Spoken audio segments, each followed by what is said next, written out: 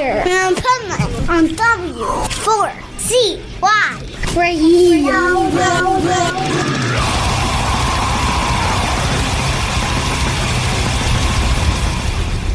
Wake up, America! It's time for the Adventures of Pipeman on W4CY.com, West Palm Beach's #1 internet radio station. Here's your host, the Pipeman.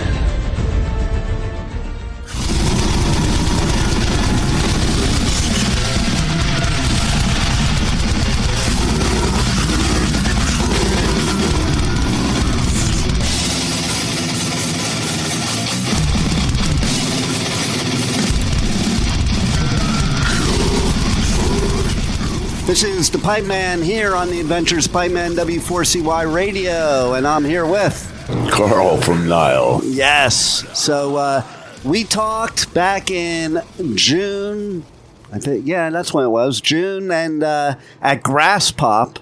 So here we are back in my home area where my radio studios are here in Fort Lauderdale at the Culture Room. That's pretty cool. Like, I got the email from Napalm Records. I'm like, oh, I got to go to that show because that's right in hometown. It's very rare I get that. Yeah, man, you can't ignore it when metal comes to your town. No doubt. And nobody really wants to come down here anymore, and I understand why. It's a drag. The state of Florida is so big to drive through, so it's like you got to drive all the way down to drive all the way back up. You know, it's like that in Greece, too. Is it really? To play in Greece, you got your choice. You can either ride the ferry from Italy or drive down from up north. Wow. And then it's just like Florida. You got to turn right back around and head back the same path you just went through, but now you've already played the shows, so there's no shows. Right. So it's a dead drive. No doubt. Yeah, they don't like that. It's expensive.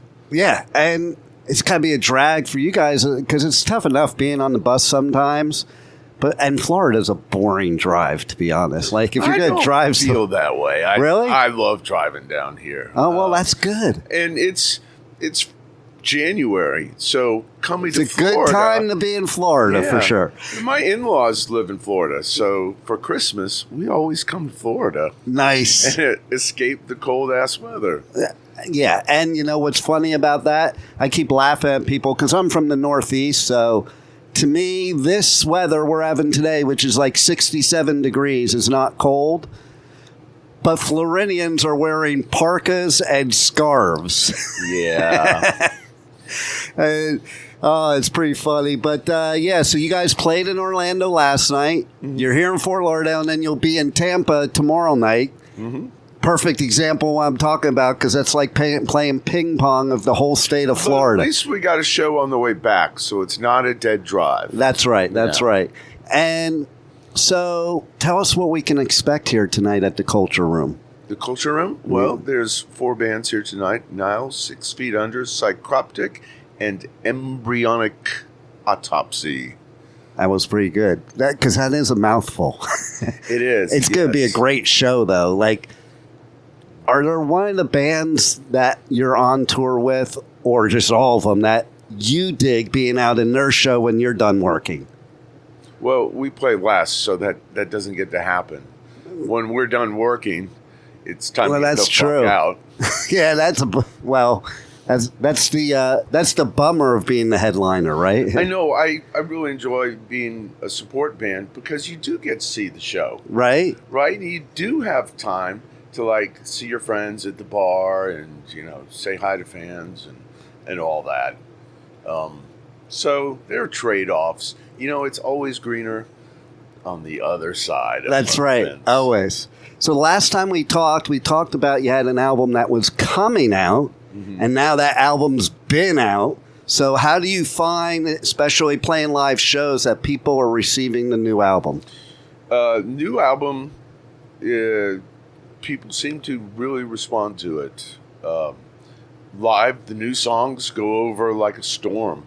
Yeah. They're a lot of fun to play, and people seem to enjoy them. So, okay. I bet as an artist, it is fun to play the new music. I think a lot of listeners don't realize that. It's like, when you're used to playing the same stuff over and over again, it's nice to have a breath of fresh air and play your new stuff, right? Right. Even Led Zeppelin got tired of playing Stairway to Heaven. Right. As much as people love the song, and I'm sure they love it too, you got to do things that move you forward and make you feel alive. Playing a new song or playing some new songs is that breath of life. Yeah. If you have to play the same songs that you've been doing for 25, 30 years, and that's all that you do, it's not alive.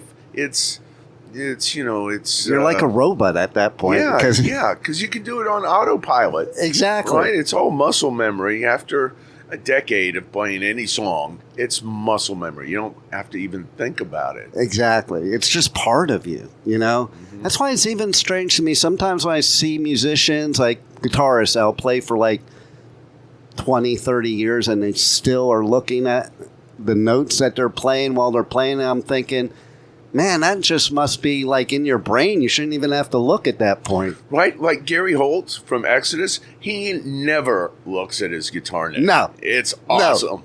I love it. You just watch him and he's just like, he's not looking at all. To me, that's also the sign of a great guitarist, because you should know your craft well enough after that long that you don't need to look. You don't need to really. Right. Right. Exactly. Having said that, though, NILE music is not necessarily easy to play. It requires a lot of concentration, so we kind of have to look. So there's kind of like a peripheral vision kind of thing. Yeah. Where you can see your hand, you can see the guitar neck in your field of vision. Or, conversely, if you're trying to sing while you play, you have to reverse that. I always find that to be, I'm in awe of people that sing and play, because it's like rubbing your tummy in your head at the same time, It's like, I had a hard enough time when I was younger playing each instrument by themselves, much less doing two different things. You got to get the one thing well enough where you don't have to think about it, which, just if you do it enough times and understand where your hand moves and when your mouth moves and where those two cross paths, like the nexus point, right, or the anchor point. And that's what you do. Like, you just lock the 2 points together, and the rest, you work in between.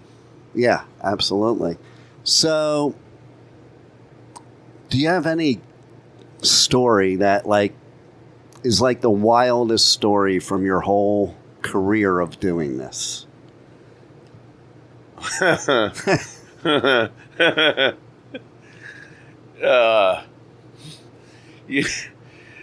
are things I'd love to tell you, but I better not. Are there any that you can tell? Because there's a lot I'm sure you can't tell. Something that sticks out of your mind that happened even in the very beginning that you're just is implanted into your brain. Implanted into my brain. Well, probably the first couple of tours that we did here in America, we did that year, 1998, we did 3 tours with Morbid Angel. We did a tour with Cannibal Corpse. We did Death Across America with Gorguts and Cryptopsy and Oppressor.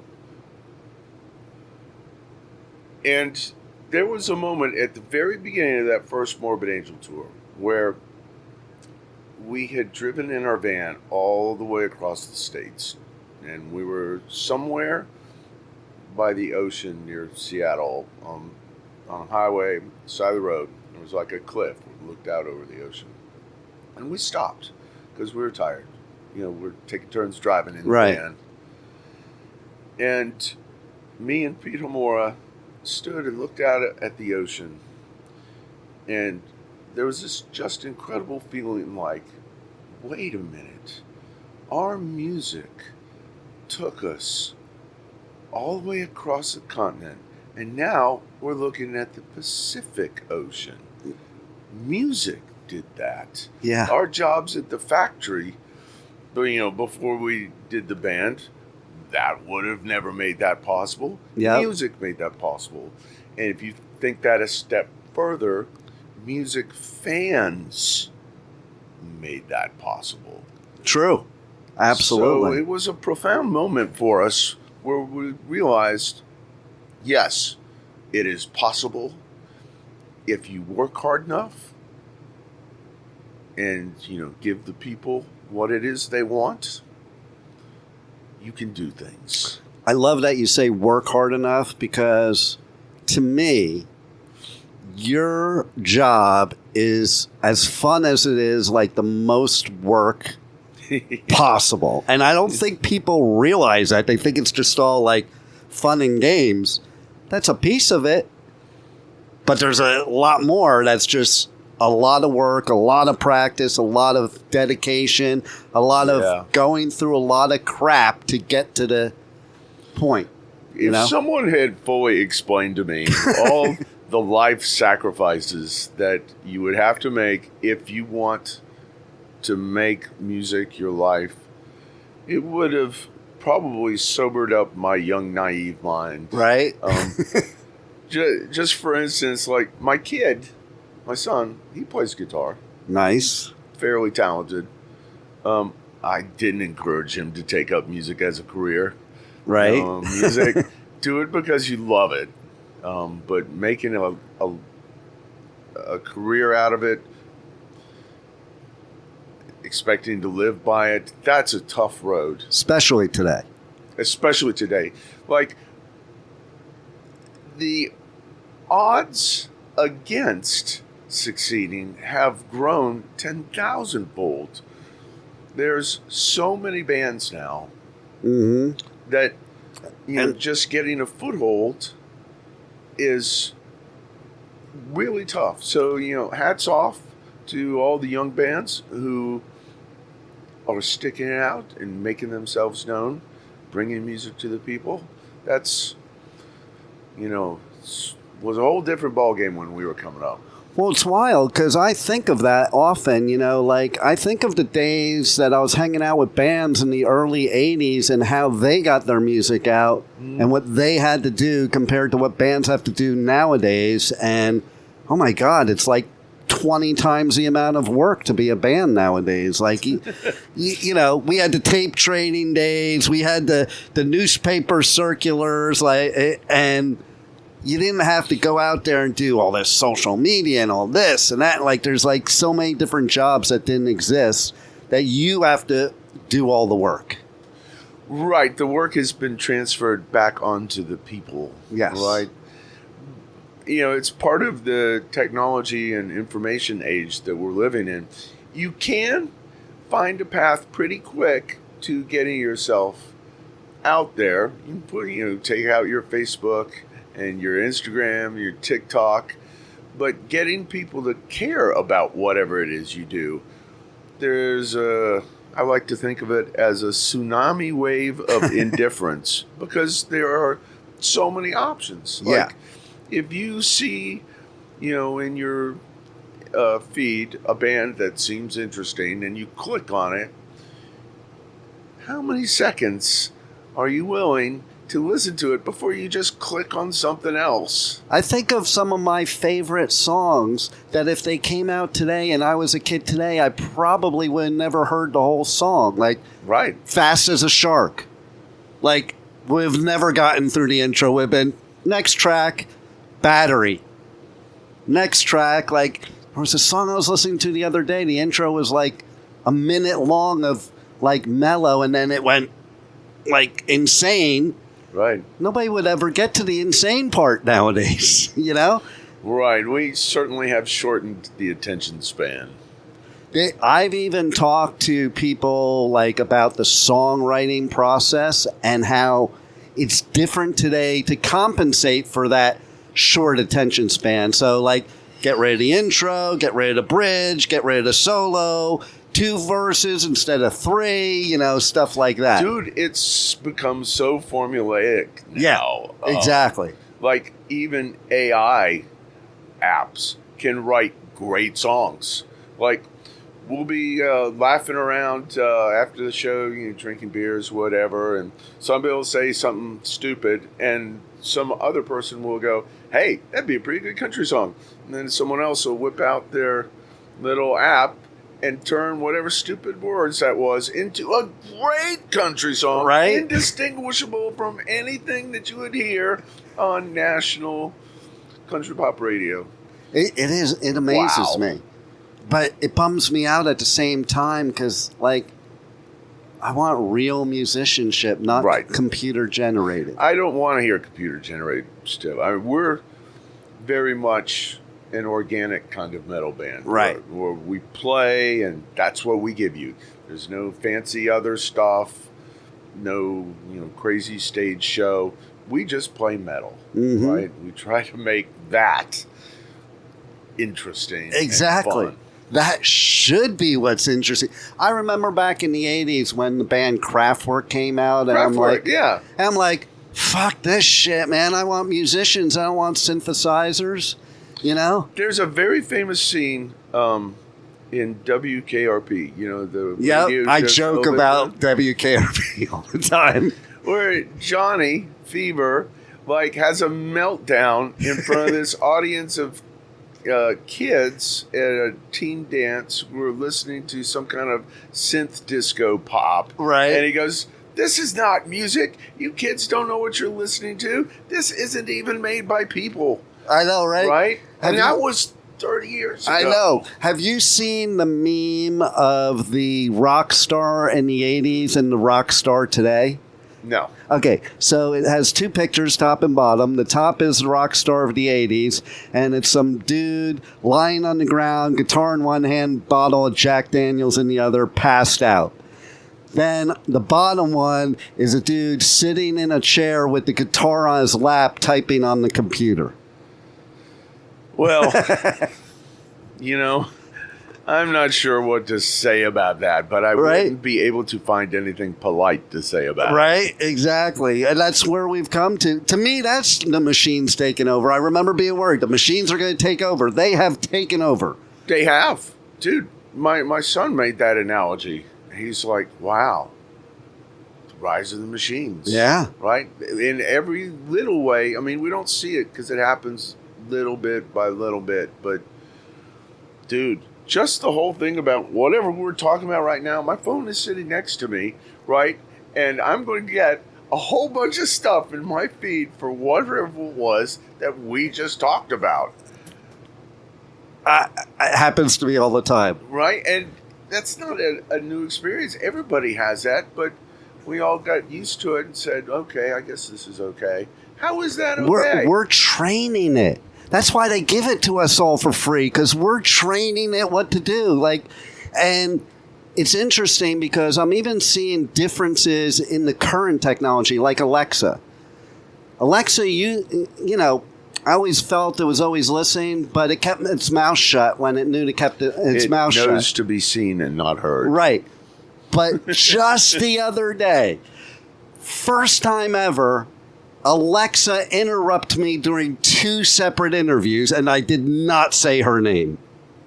That fucking bitch. Right? I'm doing an interview, all of a sudden she's talking, I'm like, you fucker. And it's like, I'm shutting all this shit off. I do, I've said this before. I've told my youngest daughter recently, I'm like, some days I just want to drive down the road and throw my phone, my iPad, and my computer out the window and keep driving. And she's like, who you king, Dad? You're just addicted as everybody else. I'm like, yeah, but I also was around at a time when we didn't have it, and it was a lot better.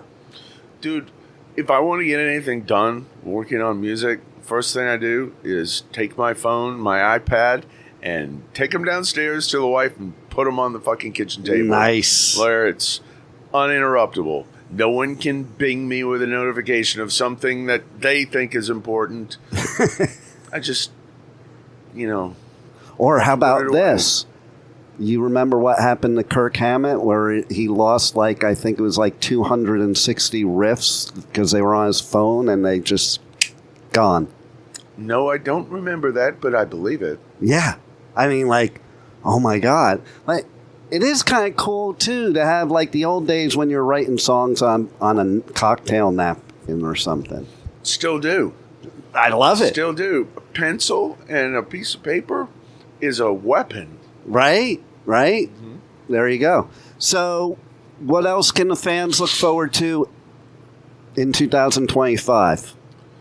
From us, well, we're going to be playing the rest of this tour, obviously, but the Maryland Death Fest. I almost said Milwaukee.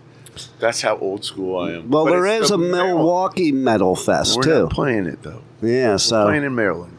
I heard the Maryland one's really good, though. And after that, we do a whole pile of festivals in Europe and South America. And in fall 2025, we're going to tour the States again with Cryptopsy. Nice. Which should be awesome. Yeah, I love those guys. I love it. So I do festivals here in the U.S. I do festivals in the UK and Europe. I haven't done South America yet. I'm considering actually this year doing the one in Sao Paulo. Where do you love to play? You know, dude, if you haven't been to South America to see a metal show, you haven't lived. I heard it's insane. Dude, the fans are just full of passion and energy and alive. Dude, some of the best metal shows happen in South America because the fans are awesome. I love hearing that. And it is true. Like, there's so much passion. You know, where there's some places, I won't name where, but, you know, people are still complaining. Like, I would think after COVID that nobody would be complaining about not live music ever again. You know? Right. I mean, I was happy to go see some kid playing a recorder live if that was my choice during that time. Like, I know, man. It was an awful period for humanity. And I think it was dumb because I think everybody's so pissed off and attacking each other because they didn't have live music for 2 years. That's such a release. Like, it is. When something bad happens in my life, I leave it in the mosh pit. Dude, it's such a cathartic type of experience, right? You get all your aggressions out. Yeah, live metal, I fucking love it. There's nothing better. There's nothing better than the community that we have in metal. People don't even realize. Some artists I talk to, they're like, yeah, let's not tell them.